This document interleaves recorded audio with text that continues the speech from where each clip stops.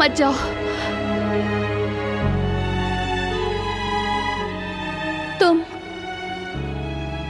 तुम एक अच्छी इंसान लगती हो। प्लीज बारान को खबर दो, उसे बताओ कि मैं यहाँ हूँ। कहो कि आकर मुझे ले जाए। खुदा के लिए उसे खबर दो।